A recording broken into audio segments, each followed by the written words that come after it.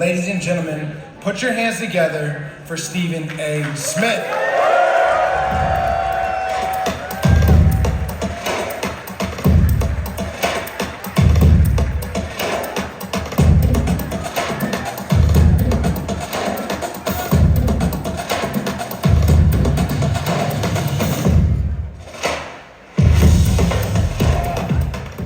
What's up, everybody? How y'all doing? I appreciate the love and support. I love y'all watching me on TV every day, but damn it, I'm not box office. The person that I'm bringing up here next, that's the man who's box office. I'm gonna waste very, very little time. A 7-time champion, the greatest quarterback in the history of the National Football League, soon to be one of the elite football analysts we've ever heard, the one and only Tom Brady's in the house, ladies and gentlemen. What's up?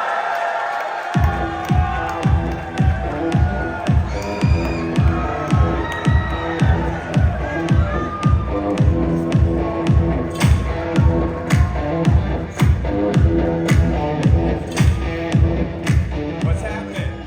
This is She's not bad. it's a little surprising to me. I wasn't quite expecting this. I walked out. I'm not. Way to show up. Tom Brady, the obvious question looking at a crowd like this out here, obviously, this ain't Gillette Stadium, but it's still a large crowd. How much do you miss it? Wow. First of all, thank you for being here with you, who I love spending time with, and whether we talk on the phone or on some of your shows, always enjoy hearing your insight. We've known each other a long time, and now we get to keep it going now that I'm in media, and obviously great being with you guys, who are the fans who keep all this going for us athletes. And I think it's very cool what Fanatics has done as kind of a celebration of you guys, to hopefully reward you guys and bring a lot of great athletes together with a lot of the hobbies that you guys are really involved in. So I think for me, love you, man. I got here yesterday. I was hitting hockey pucks, swinging baseball bats, throwing footballs, throwing punches. So I hope you guys get to experience a lot of that over the next few days. But I think it's really cool what Fanatics has done and how they're pulling things together. So, and all the Patriot fans in here who drove down from New England. There's some Jets fans here too. And hopefully a few Tampa fans in here, but it's nice for everyone to turn out. Here we go. Love that too. What is life like right now for a 7-time champion that's retired?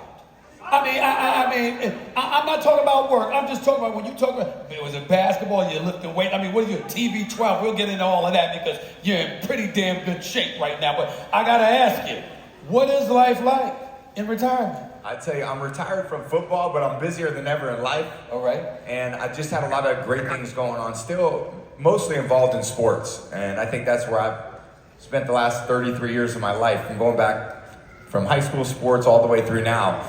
And I get a chance to now cover it for Fox this year and still be involved in football in a real intimate way. So I'm back to watching film. I'm back to kind of doing things the way that I used to do them and the way that got really efficient and effective over a long period of time. So I got a lot of things that keep me busy and still trying to be a great dad and be there for my kids. So I think between everything, it's a little busier. And all the parents out there know what it's a challenge to be a good parent. So we all appreciate it. And all the kids, hope you appreciate your parents too, because there's a lot of work they put in to make your life a little bit easier. I got to ask you this question. It's really on a personal level, because for me, I'm a dad. I got 2 beautiful daughters. And what I've learned is I have no rights whatsoever. I mean, they just, my daughters run my life. They like, Dad, just stop arguing. You're just going to do what we want you to do when all is said and done. Is that what life is like for you? Absolutely, yes. That is exactly the same way. They call me, I know there's a request, because when they don't call, I don't hear from them. And when I don't hear from them, I know they don't want anything. That's right. So they just show up and they say, Dad, can I do this? I want to go to here, and can we do this? So it's, providing them. And I think as a parent, naturally, that's, my dad man, my dad, every time I asked him, Dad, can we go to the batting cage? Dad, can we go up and throw the football around? He was always there and available. And I think one thing that I try to be as a parent is that for my kids, when they're really want you to do something, go out there and do it with them. You know, this is the interesting part, because every Hall of Famer that I've ever heard speak, they always throw an apology out there to their family, because they say all the dedication, the commitment to excellence, trying to win. We made so many sacrifices that, you know what, we missed out on so much. But here's the thing with the kids. They're fine with it, but they make you feel guilty because they're working you to try to get everything they can out of you. Do you find that to be the case? Absolutely. I think a lot of it is they're going to grow up one day. They're going to have their own job. They're going to have to dedicate their own time. They get a sense of that with school. And I think as my kids got a little older, and maybe your daughter is the same, I think my oldest, at least when I say, hey, I got to do something, he goes, absolutely, Dad, go for it. So I think they begin to appreciate, and hopefully as they get older and they start to have the responsibilities of an adult, you know, when you're working hard to be a dad and also to provide for the family, that does come at being away a bit, being really focused on my job. And I think that the kids, when they have their responsibilities and they got homework and now they got choices, well, I understand that you can't do everything all the time and every request that's made is impossible. So, I think during football season, it's going to go, now that football season's coming up, I'll have a little less time on the weekend, which I'm happy about. I'm happy really excited to cover football, really excited to give insight to you guys who tune in to watch, who have been great football fans, and really anxious for you guys to see things through my eyes, and I get to express it on TV for a lot of years going forward. Everybody knows it's not a secret. You signed a 10-year deal with Fox or whatever. What made you decide, I know I want to do that. I want to be calling football games. I want to be giving color commentary. I want to be a commentator on football games. When did you make the decision that that was something you wanted to do? It wasn't really even on the radar when I retired. All right. And I didn't even think that when I would retire, that's something I would go into. But I had saw teammates go into it with a great degree of success. Teddy Bruschi's one that I really love on television. Great, that's my guy. Willie McGinnis is another one that on NFL Network I thought did a great job. Rodney Harrison. Great job on NBC. So I kind of looked at them and realized they were great leaders of the team. How can they get in there and express their views on television to really spread their positive outlook on what football has meant to them, and as they look forward, what it can do for a lot of people, and they were so successful at it. So when I retired, it was just met with Fox, and they said, this is what we think we want you to do. And didn't realize that type of opportunity was out there, and then I couldn't turn it down when they said, hey, you're going to be the lead analyst. And I thought, okay, you know what? I still get to be a quarterback. Because in some ways now I'm just quarterbacking something a little bit different, but in the end, you're sitting in that hot seat, you're in the one calling the shots, and that's where I like to be, that's where I'm most comfortable. Anybody in particular that you enjoyed watching and listening to that you kind of think you might potentially mirror yourself after? Because Tony Romo, for example, does a great job on CBS. John Madden made the position famous for many years, doing Monday Night Football and doing Sunday Football with Pat Summerall for years before he Monday Night. Anybody that stood out in your mind that you said, you know what, that guy is great, I wish I could be that good if I decided to do this? So it's interesting because as a quarterback, when I would watch football games, when I was an active player, I would really only watch the quarterback. And I'd watch how he was playing, how he reacted to defense. I really wasn't listening much to what was going on the TV because whatever they said, I only had my own view and judgment. I would say in the last 18 months, it's totally transitioned to now. I could care less what the quarterback's doing. Right. I'm still watching, but I'm really listening to what's going on between the two people, the analysts and the play-by-play guys. So for me, it's probably taken a little bit of a lot of them, and I don't think there's anyone in particular other than I've reached out to a lot of different people, Troy Aikman and Collinsworth. I mean, I've talked to a lot of people, Tony, obviously, and I think I like little bits and pieces of each of them. And they're all very talented, and they're all a little bit very different. So how my style ends up kind of being presented, that would be to be determined, but I think for me, it's going to be unique to me, and I think I do have, I feel, unique insights based on my experiences as a 6th-round pick, as someone who got injured, someone was a 3rd string on the quarterback, then a backup on the depth chart, then went in because of an injury, then won Super Bowls, lost Super Bowls, didn't make the playoffs, made the playoffs. All these experiences that I had free agency, being on a new team, integrating yourself into a new environment, playing in different weather conditions. There's so many different things that I was able to be a part of that I can relate to kind of this current generation of athletes that are going out there trying to make their dreams come true. What type of analyst can we expect? I'm asking, as a personality, what kind of a personality can we expect to see from Tom Brady? I think it'll feel probably very authentic to my natural self. Okay. I would say my biggest challenge is that I'm very critical of the play in the NFL. Okay. And I think because I was very critical about the way I played in the NFL, and I was very critical about the way that our team played in the NFL, and I think the expectations for performance that I had were very, very, very high. So the most challenging thing is when I see something, when I think, oh, that was horrible.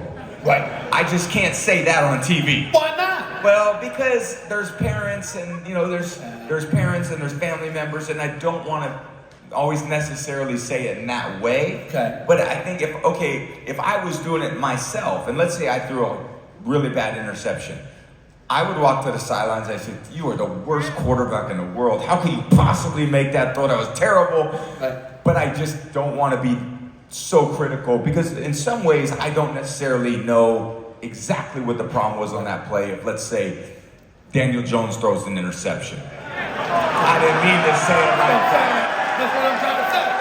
That's what I'm trying to say. Yeah. That's what I'm trying to say, Coach. I wasn't even being critical of Daniel Jones. Right.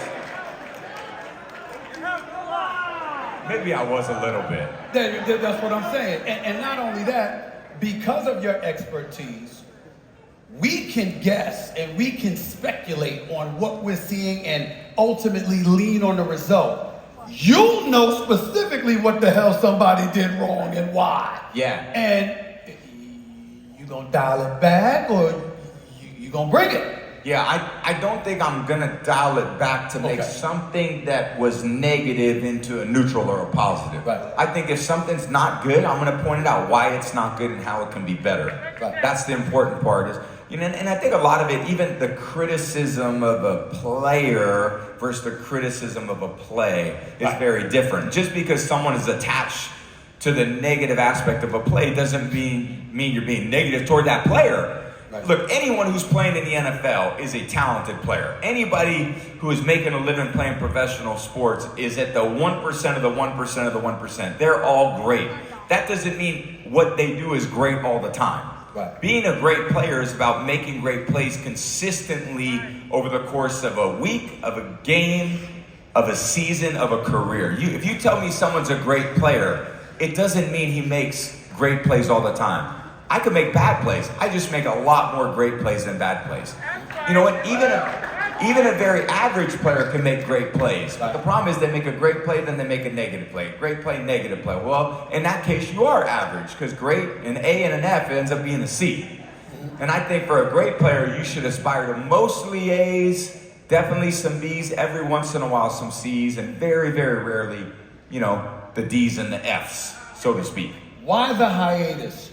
You retired from football, but you weren't calling games. You weren't doing analytical work on the games last year. Did you want the year to prepare? Did you just want a year off? Why didn't we see you doing this last season? So 23 years of playing was a grind. That was a treadmill. That treadmill was moving very, very fast for a long period of time. And the reality is I was definitely tired from that physical exhaustion and the mental exhaustion. I wanted to take a year. If I was going to I realized that if I want to be really great at this, and I know you're someone I look up to, the commitment you've made to be great, there's a lot of energy, there's a lot of time, there's a lot of emotion, there's a lot of focus, and I needed to divert a little bit of that attention and focus to the other things in my life that needed some attention. So I wanted to commit as much as I could to reorganizing my life. And again, Coach Belichick always had a great line during the season. Right. I know, he's an amazing coach. And he would always say, there should be a drawer at your desk, and everything that comes to that inbox, every request you get, just put it in the drawer for 6 months. It can wait. And when the season's over, open up that drawer and handle the stuff that you need to handle. Now, we couldn't do that all the time because we're all in life and things are happening, but I had a 23-year-old drawer. Wow. And that thing was full. and I needed, I think, 18 months to unpack that drawer, see what the hell was in that drawer. There was a few trophies in there, but I had to unpack that drawer and then figure out really what needed attention and really where I could reorganize some things to make sure the next 23 years of my life went the way that I wanted. Let me deviate off of you for a second and ask you a question about this individual. You brought up Bill Belichick. Yes, sir. I looked at him and I said to somebody, on one hand, when he was out on the open market and you saw these networks talking about him or whatever, I'm like, why would somebody want to bring him on? Because he never wanted to talk before. So why would he want to talk now? But then I said to myself, wait a minute. Because he never wanted to talk before, now everybody might be interested in what he has to say when he does talk. What mindset do you have when it comes to Bill Belichick being in television? Well, the difference is they paid him to coach. They didn't pay him to talk. Now they're paying him to talk. Gotcha. So he's going to do what he's being paid for. Right. And he realized that every time he talked to a coach, the only thing he could do is get you into problems. Right. Because the last thing we wanted to do as an athlete was go out there and tell all those players on the other team exactly what our plan was. And if anything, we were going into that battle. We wanted, our game strategy. We didn't want you to know anything. And there's coaches like Andy Reid who are a lot like that. He won't tell you anything. You talk to him, he's not saying anything. He's talking to you in circles. So I think what I appreciated about Coach Belichick as a player was he really told us and gave us the opportunity to make sure that we could put things back on him to say, hey, this is just not what we do as a team. We're not going to get up here, talk about, and try to prove to you guys how smart we are by talking about what our game plan is. At the end of the day, we wanted our focus to be on the game. We were going to let ultimately the result of the game speak for ourselves. Rather than try to win the press conference all the time, try to be liked. Ultimately, we want to go out there and give ourselves the best chance to win because, listen, this is what I did when I was a player. I would get all the clippings from every local reporter that we were going to play. Right. So if we were playing the Jets, I had all the New York papers sending at our football facility all the quotes from all the Jets players over the course of the whole week. Because? Well, because they're going to tell you what they're going to do. Gotcha. And I think for me, okay, the more information they were going to give me, I was going to take that information, at least be able to anticipate, go out there and play with confidence as a player that, okay, I got a good idea of what their strategy is going to be to try to stop us. And then that's the captain's game of sports. You're going to tell me what I'm going to do? Great. And now we'll figure those things out within the first quarter or so. But at the same time, we can go in there with better preparation than them. And part of the preparation was learning from the things that they were saying. Right. Well, that was the best thing you could do. And I look at Bill Belichick, and listen, everybody knows I love trolling the Dallas Cowboy fans. I just do. I just love it. It just does something for me. It's Christmas. They give me Christmas early every year. Okay, this is what they do. But the thing about it is that, genuinely speaking, I honestly felt that was the one place that would have been perfect for Bill Belichick once you departed. Because my attitude is, all Jerry Jones wants to do is talk to the media. All Bill Belichick wants to do is coach and not talk to the media. It would have been a match made in heaven. I thought they passed opportunity, missed out. What's your thought about teams passing up on hiring him? I think without a doubt he's the greatest coach to ever coach in the history of the NFL. And sitting in a meeting room with him for 20 years, there is no coach that I felt more prepared by than Coach Bill Belichick. And I think that's the only thing you ask for as a player. Once that coach prepares you and they walk you out on the field, that coin flip, then the coach has very little to say on game day. Then it's up to us. And we have to take the things that we've studied, that we practiced over the course of the week. Now we got to go out there and execute it. But what you expect from a player is that when you tell me to do something, when you tell me to count on something, when we design this play, then ultimately when I go out there on the field, I can count on it, I can bank on that is absolutely supposed to happen.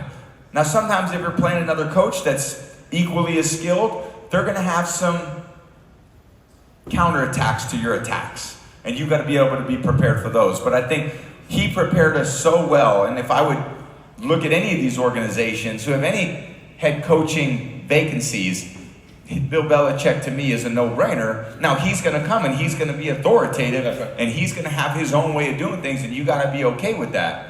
But when I'm looking at a coach to prepare a team, he's an incredible coach. And I think Mike McCarthy's an incredible coach too. So, coach of the Cowboys, he's had 12-win seasons. I know people talk about him all the time, but he's a football guy too. That's all he wants to talk is football, and he's a good fit for that organization as well. So, I think that's ultimately what the role of the coach is. The coaches, to me, that are the ones that are giving all the information away, spending more time giving information away to the public than they are to the players. Those are the ones that I have a problem with. When I look at the National Football League, obviously it's incredibly more complicated than other sports to play.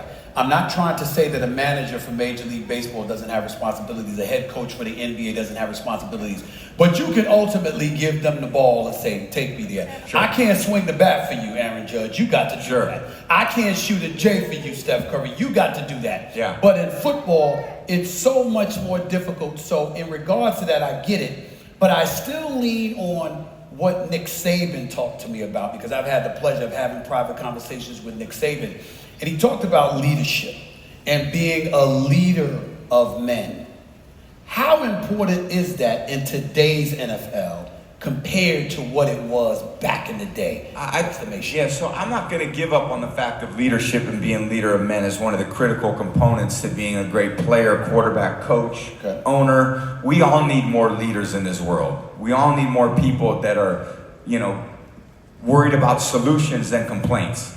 We need more leaders that are willing to step up and do more than do less, that are willing to push people to be more disciplined than less disciplined. We need more people to be team-focused and less self-focused. If we want to be successful in anything, it takes a team full of people. And a team full of people can't always be worried about what's in it for them all the time. Right. In all my experiences,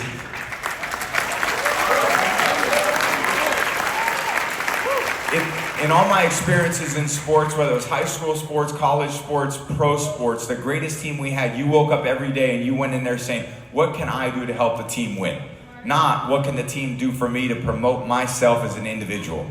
And we played teams that were more interested in being Pro Bowl players than Super Bowl players. And to me, there was a big difference between being a star and being a champion. And champions do what it takes to win every single day, no matter what it is. There's no job that's too big or too small for a champion. So here's a question, and this begs the question. And listen, we here at Fanatics Fest, we're having a good time. I'm not going to mention any names. But throughout history, there has been, dare I say, some prima donnas, some me kind of players that have shown up on football teams. And we won't mention any names. Okay? What would Tom Brady have done with a teammate like that? Well, that's a great question, and typically it is the receiver position where that comes from. And can I explain why? Those poor guys, they stand out 23 yards from everyone else every single play. And we break the huddle, and there's 5 linemen who are all in it together, and the tight end's part of the O-line, the quarterback's part of that group, and the running back's right behind us. And then those receivers got to run 23 yards away, and the only person they talk to all game is the corner. And that corner's talking smack the whole game to them. And believe me, that corner's away from everybody else too. So you got these 2 guys out there 25 yards from the center, and the only thing they do is talk to each other. Man, when are they going to throw you the ball? Well, I'm going to throw me on this play. And they just go back and forth all game. So they get a little angry when the ball doesn't come their way. So I think part of it is understanding that particular position in the NFL always has an inherent degree of selfishness. Because look, they want, and I would say that's not always a negative, they want to help you win the game. Right. They want to contribute. They don't want to go through a losing game and then look at their stat sheet. And I was targeted 2 times. You have Tyreek Hill, you have Justin Jefferson, you have Jamar Chase.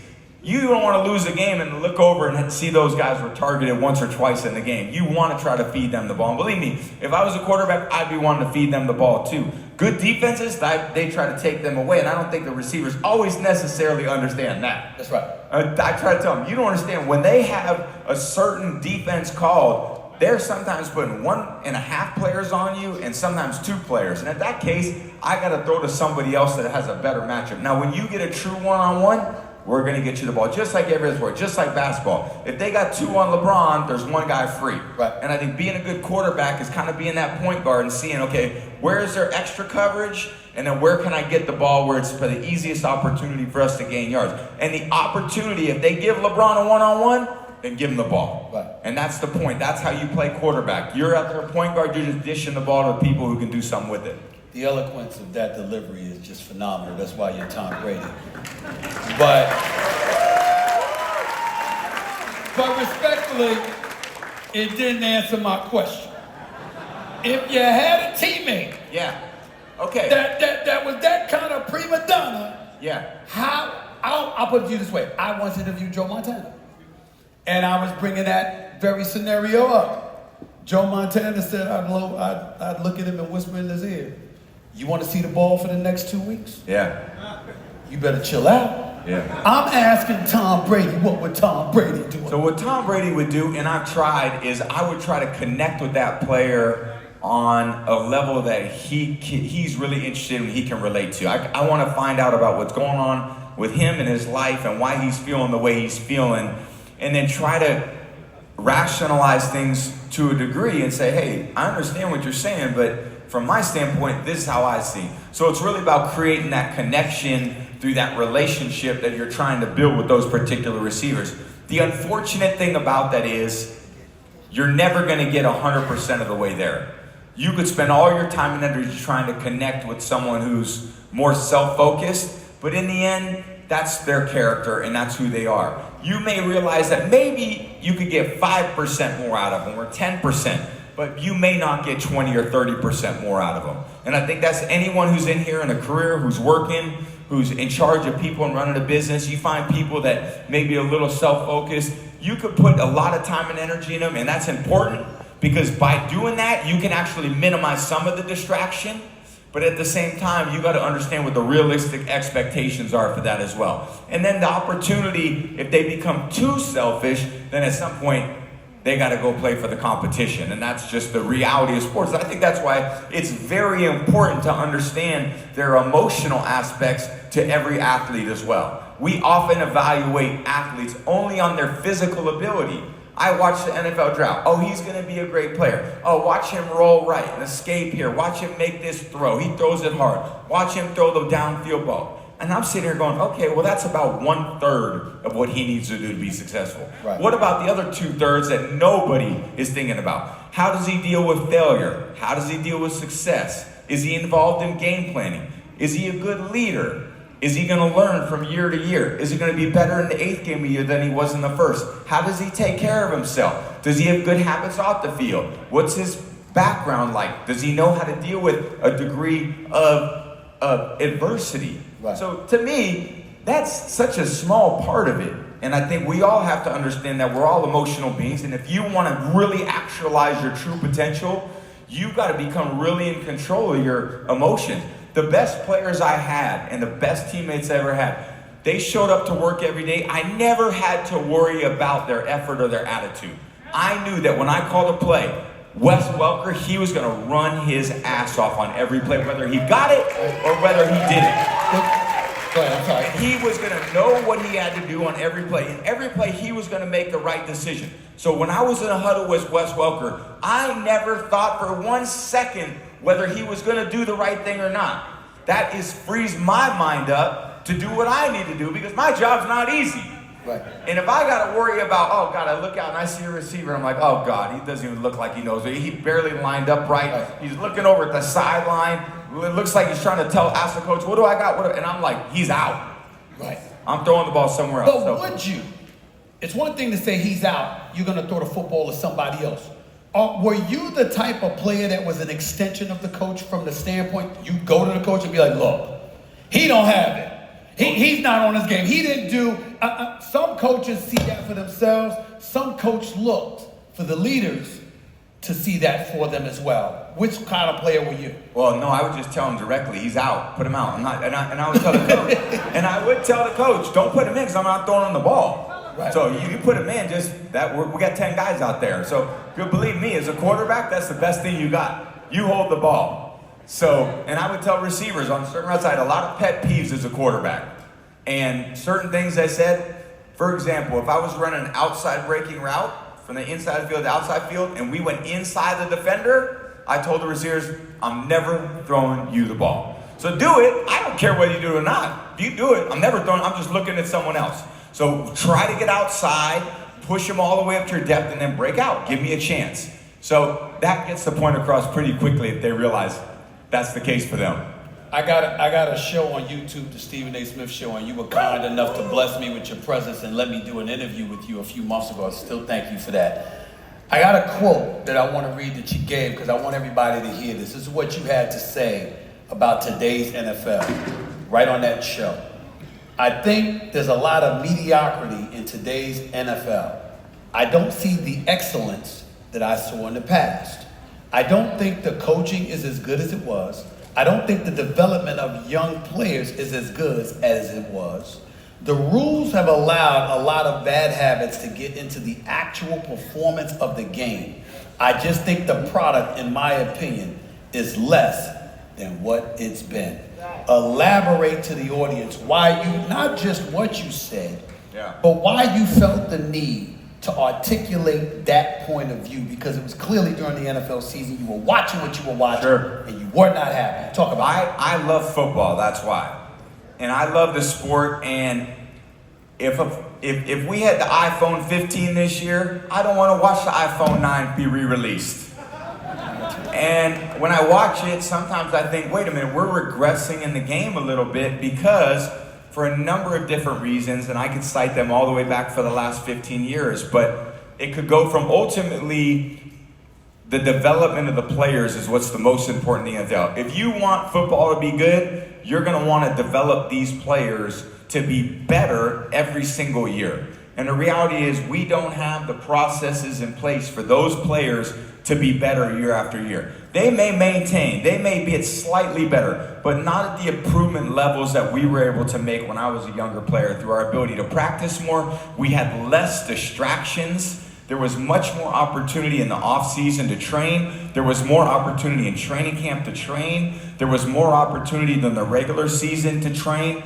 We had through, and not only through pro level, but also in college sports, because whatever gets adopted at the pro level ultimately gets adopted at the college level, and from the college level, it gets adopted to the high school level. And now I look at what could be a little bit dangerous is now there are players transferring from schools when they're not playing, and they're going to different programs, and they're going to different techniques they're learning. They're never advancing in an own individual system. There used to be college programs. Now there are college teams. You're no longer learning a program, you're learning a playbook. And the program is ultimately, like in Michigan, for me, that was a pro-style program. 5 years I got to learn how to drop back pass, to read defenses, to read coverages, to be coached, to deal with winning games, to deal playing in Columbus, Ohio in front of 110,000 people. I had to learn from being 7th quarterback on the depth chart to moving up to 3rd to ultimately being a starter. I had to learn all those things in college. That was development.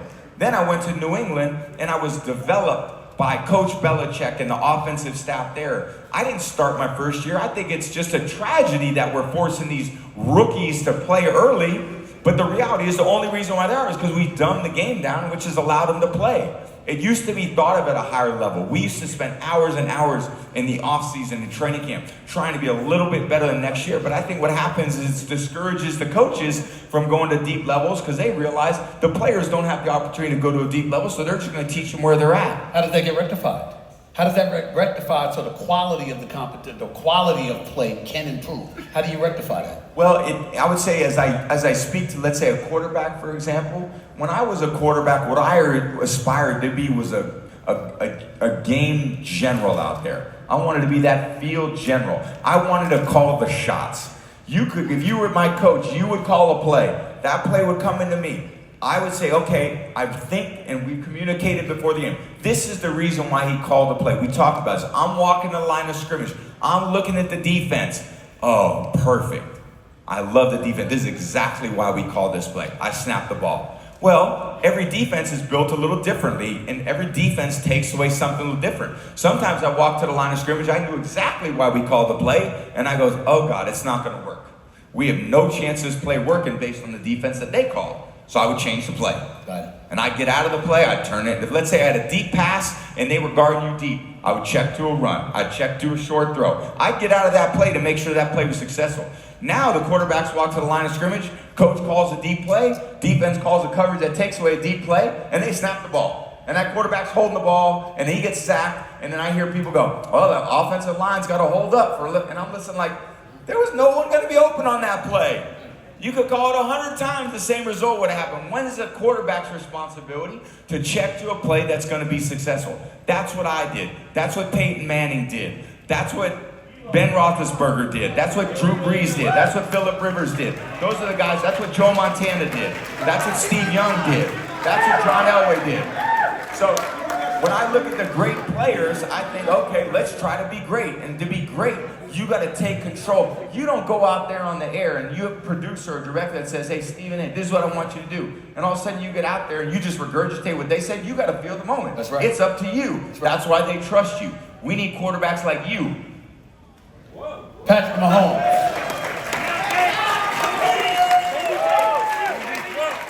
Patrick Mahomes, in 6 years, 6 AFC championship games, 4 Super Bowl appearances, 3 Super Bowl titles, 3 Super Bowl MVPs. We look at him and we say he's great. I don't know if I've heard anyone ask this question of a quarterback. A lot of times when we look at greatness today, we compare them to generations. What would they have been if they had played in a different generation? When you look at somebody like a Mahomes, for example, what would he have been in the era of football you just praised? Yeah, I think he would be better. And I'm saying he's already great. He's already I mean, believe me, he's, in my opinion, the best quarterback in the NFL. And why? I could talk about his physicals because you know why? When I look at him and I see why he's great, I see the way that he's endeared himself to his teammates.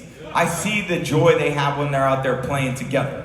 So I love when I see his rapport with his teammates, with his coaches, how he communicates after the game. I'm listening to the press conferences as much as I'm watching him throw a tight spiral.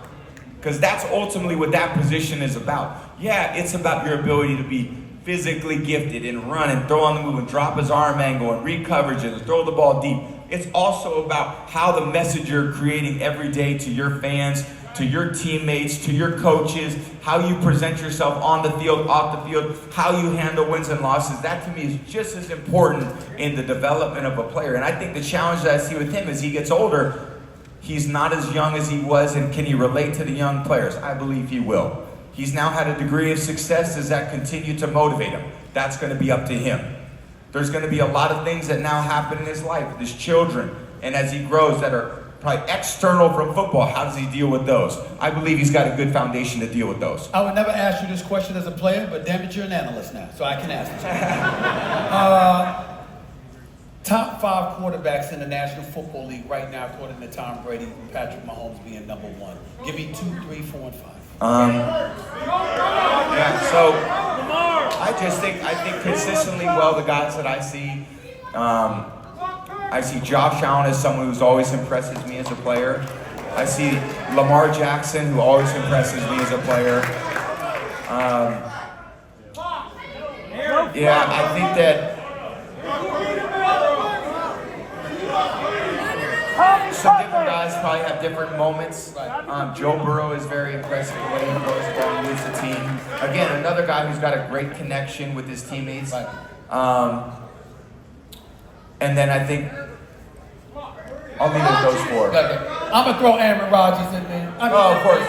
It's just me. One of the great pure passes the game has ever seen. I'm going to throw him in there, and the man knows the game inside out. I got to ask. I'm very interested to see how Aaron comes back and performs this year, and you know how dedicated and committed he is to being a great quarterback again. He had a year off. I believe that it would be very motivating for him to do that. But again, that's why they go play. And again, I think for all of us, we can analyze before the point. At the end of the day, it's going to be up to them to go out there and prove to us, right or wrong, whether our decisions or judgments or hypotheses about them are right.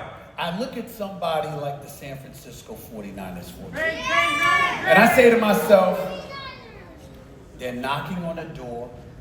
Brock Purdy's there, Kittle's there, Deebo Samuel is there, Christian McCaffrey is there. I think they need to keep Ayuk, but I'm a Steelers fan. Please go to the Steelers. But here's the deal.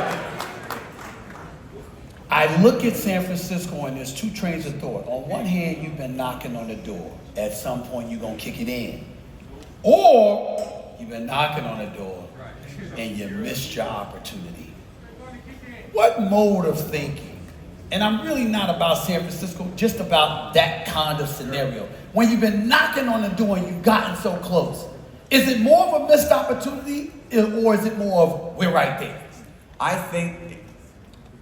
think perspective will determine that ultimately when we look back. So in any team in the moment that I would say loses a Super Bowl, how many times have we lost Super Bowl and then the next year the team doesn't make the playoffs? That happens quite a bit. Yeah. You know why? Because every year you start back at the bottom with everybody else.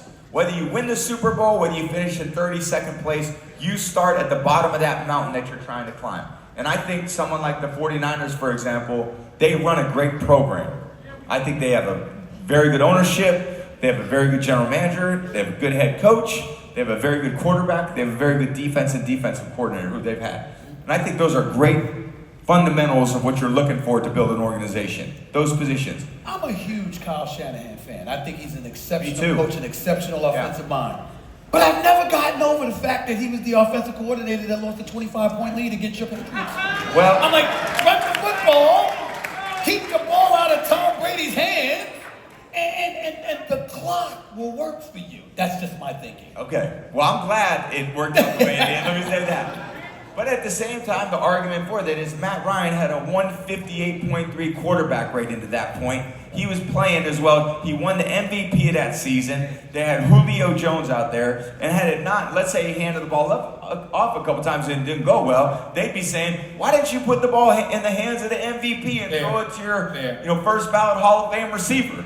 So the reality is he had the league MVP. He had one of the great receivers of the generation in Julio Jones. That offense was prolific that season. Put it in their hands. If you're going to go down in the Super Bowl, you want to go down with your best guys. And he was trying, not that he was trying to go down, but he was trying to put it in their hands. Do you ever find, like when we watch other sports, particularly with me in basketball, you see guys and you're going like this. They look a little nervous. They don't look like they're ready to handle this moment. Did you find yourself at times on the opposite side of a football field and you're looking at a team and you're like, they ain't ready for this. They don't want this moment. I'm telling you, just put the ball back. They're not ready for this. Have you found yourself in those scenarios? I definitely have seen that a few times. I would say it's very rare to see that on an entire defense. Okay. I'd say you can see it on certain players that just have checked out. They're not really that interested in being out there that day.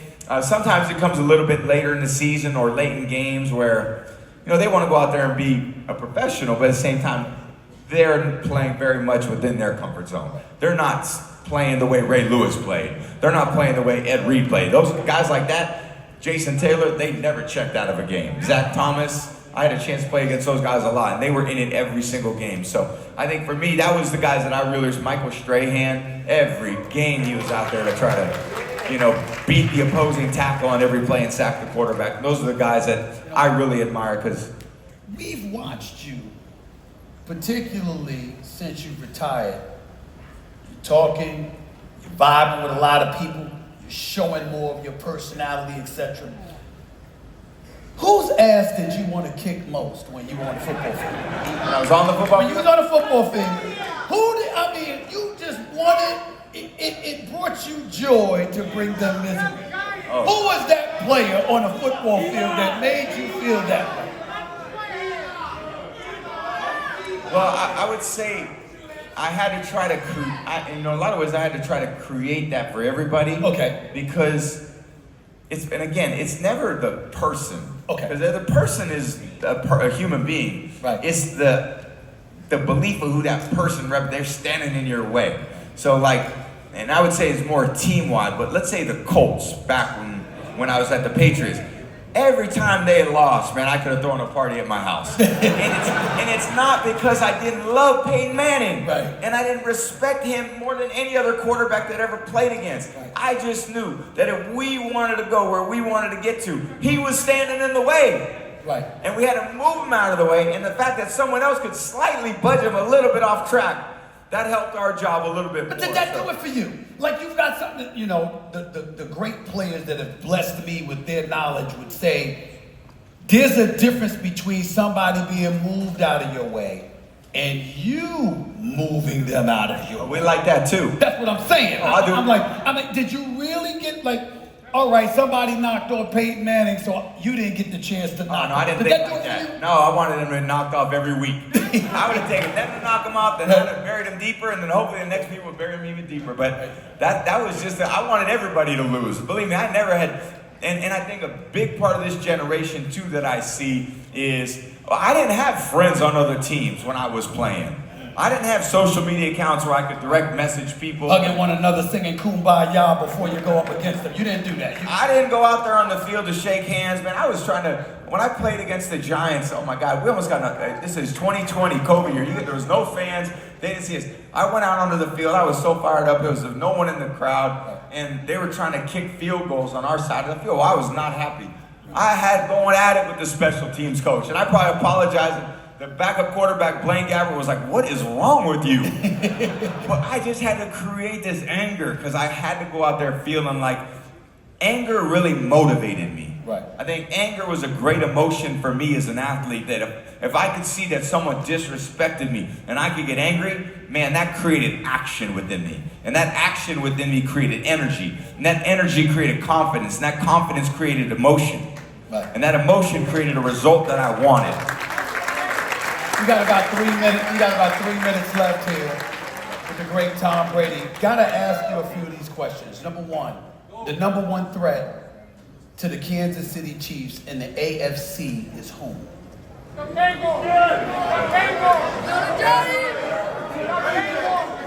I would say it's, man, all those teams are gonna be tough. I think it's still the Bills or the Bengals, just because I think the quarterback play. The Bills and the Bengals more than the Ravens? They're right up there. Okay. But I would say, you know, and they're exceptional. The Ravens have to I think be more successful in the postseason for me to feel like, okay, you know, they're right there. The Bengals have made it to the Super Bowl. Okay. The Bills have been in championship games. That's right. He's got a 3-1 record against Patrick Mahomes. Got to give him credit where credit's due. The number one threat to the Chiefs in the entire NFL. I think it's probably still the 49ers and the Packers, I think, are going to be a great team. And you know what? I think the Rams are going to be a good team this year, too. Very good offense, receiving core. They lost Aaron Donald. Nobody can replace him. That guy is first ballot Hall of Famer, but they drafted really well. They got a really underrated defense. That's going to be a team to watch, too. The Philadelphia Eagles having Saquon Barkley. The Philadelphia Eagles, Saquon Barkley. What is that going to do in the National Football League in your estimation? Again, Saquon's got to prove to everybody that he can go out there and perform well over 17 games. So it's a good offense if you're a running back to be in. And believe me, Saquon, I think so highly of him as a running back. But, you know, his potential is still out there, but he's got to find it himself. I mean, there were high expectations we came in based on what he did in college. He had some great games for the Giants. And obviously they decided to move on from him, go to a division rival. That should be we talked about the emotional aspect. Right. Saquon should be very angry and emotional about that, which hopefully motivates him to play his best. But he's got to go out there and perform himself. There is a team that's very popular. The Sportico says they're worth over $10 billion now. They're America's team. But they haven't won a Super Bowl in 28 plus years. Their starting quarterback has won 2 playoff victories in 8 years. And the quarterback, the wide receiver, and the elite defensive player are in line to get paid. What should we expect from the Dallas Cowboys this year? So they've got a lot of talent on both sides of the ball. They have a lot of distractions as well. Right. So I think, can the great players minimize the distractions? And I think the challenging part about that environment is we're talking about them now. They're talked about more than any other team in the NFL. Any given day when you turn the television on, and can they handle all that comes with it? And I would say, in general, the younger players, because this is more normal for them growing up in college. Now you go to LSU, you go to Georgia, right. You go to Michigan, you go to Ohio State, you go to USC. You're dealing with the similar types of distractions, and they're probably learning to deal with them a little bit better. But at the same time, can they minimize the distractions so that, believe me, winning in the NFL is very hard. The competition is very tough. The margin of error is very slim. So where can you gain margins of error? You can gain them by eliminating distractions. And that's what I think the Cowboys have to master from their organization as well as their team leaders. How can they go in there and minimize the distractions so that they can go out and focus on football against a very competitive NFL? It's apropos. Hold on. It's apropos to ask this very last question about you as opposed to the National Football League. I'm just making sure I've got all my numbers here. 23 NFL seasons, 15 Pro Bowls, 10 trips to the Super Bowl, 7 Super Bowl championships, 5-time Super Bowl MVP, 3-time league MVP. Oh, by the way, now you're going to be an elite analyst. You got the TB12 brand. You look fantastic. All right. I know you've got ownership aspirations and the like. What the hell is left for Tom Brady to accomplish? So I think that I want to what would bring me the most joy is being involved with people that help me grow so that I can continue to be the mentor for people that I've really become as I've gotten older as a player. And I have so many young players reach out to me, so many people come up to me and they want to reach their potential. Maybe they see me as someone who has done that in my career. And I want to do that and be the mentor for other people. And how can I help people be a little bit better in their life? How can I help kids be a little bit better in their youth sports programs? How can I help elite athletes, quarterbacks, coaches? They ask me all the time, what was it like playing for Bill Belichick? What was it like after your ACL injury? What was it like going to Michigan and being a backup? I've had a lot of unique experiences that have helped me grow. And the only reason why I'm sitting here today with some unbelievable stats that you read that I always feel are very team focused is because the people that came into my life. I put effort in, but this was about the right people being in my life to allow me to grow and succeed in the way that I wanted to. And if I could be that person for other people, I would look forward to that waking up every day for the rest of my life. I would say this to you. I've been in this business for 30 years, and I sincerely mean this from the bottom of my heart. One of the greatest honors of my career is being able to get to know you and be able to call you a friend. I really, really mean that. One of the best people that I know. And it's an honor and a privilege. I'm going to ask for a bit of advice as my very last question. They're talking about roasting me. Should I allow them to do it? About what? They're talking about roasting me, putting me through a roast. Should I allow them to do it? What's your advice about that? Should I allow that to happen? Measure 9 times and cut once. So think really hard about it. Ladies and gentlemen, one and only Tom Brady.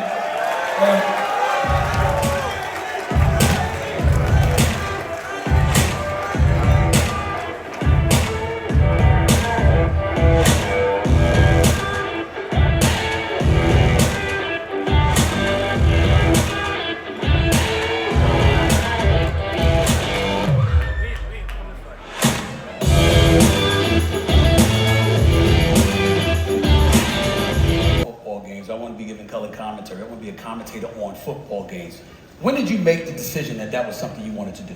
It wasn't really even on the radar when I retired. All right. And I didn't even think that when I would retire, that's something I would go into. But I had saw teammates go into it with a great degree of success. Teddy Bruschi's one that I really love on television. Great. That's my guy. Willie McGinnis is another one that on NFL Network I thought did a great job. Rodney Harrison. Great job on NBC. So I kind of looked at them and realized they were great leaders of the team. How can they get in there and express their views on television to really spread their positive outlook on what football has meant to them, and as they look forward, what it can do for a lot of people, and they were so successful at it. So when I retired, it was just met with Fox, and they said, this is what we think we want you to do. And didn't realize that type of opportunity was out there, and then I couldn't turn it down when they said, hey, you're going to be the lead analyst. And I thought, okay, you know what? I still get to be a quarterback. Because in some ways now I'm just quarterbacking something a little bit different. But in the end, you're sitting in that hot seat. You're in the one calling the shots. And that's where I like to be. That's where I'm most comfortable.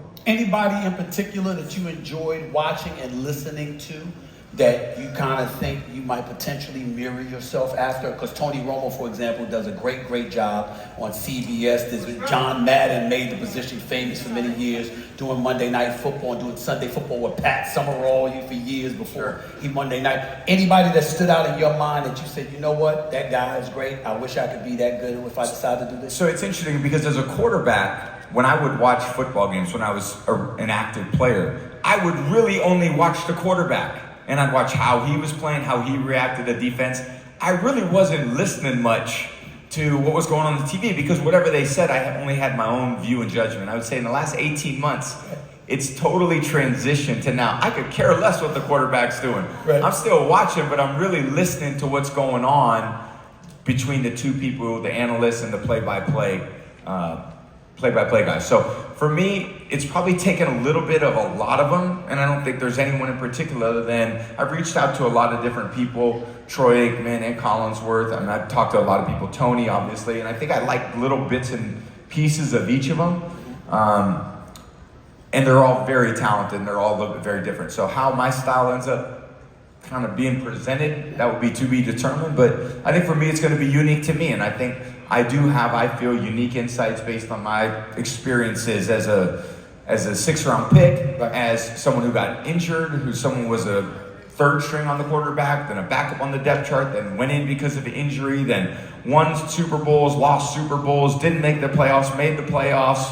All these experiences that I had, free agency, being on a new team, integrating yourself into a new environment, playing in different weather conditions. There's so many different things that I was able to be a part of that I can relate to kind of this current generation of athletes that are going out there trying to make their dreams come true. What type of analyst can we expect? I'm asking, as a personality, what kind of a personality can we expect to see from Tom Brady?